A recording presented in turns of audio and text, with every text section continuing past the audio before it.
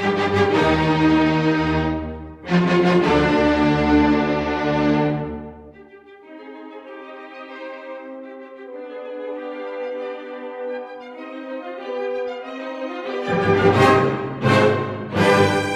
local Caddo Nation tribal leader is still behind bars in North Dakota 2 days after being arrested.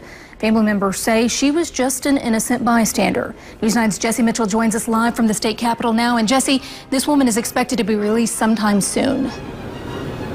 Yeah, we've learned an anonymous donor paid $2.5 million late this afternoon to bail out everyone arrested at the Dakota Access Pipeline site Thursday. But at last check, Caddo Nation Chairwoman Tamara Francis Fourkiller is still in custody, and her family members say she shouldn't have been arrested at all.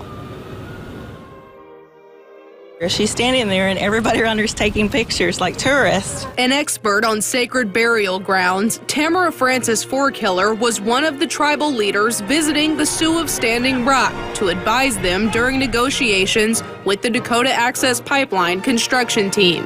Remains were being desecrated in this pipeline.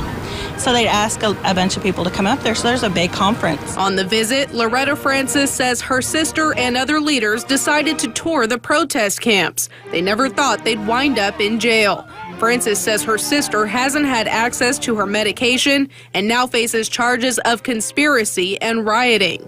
Our parents, our grandparents, they try to make it better for the next generation. And they certainly didn't want this for my sister. Dozens of local Native Americans gathered at the state capitol to voice their anger, pointing out this week's acquittal of armed protesters at an Oregon wildlife refuge earlier this year. We're not holding guns, we're not armed, you know, and when we see the military right here in the U.S., they use that on us, it's shameful. One of the fundamentals of all Native American tribes is the protection of the land. Water is life. That is so true.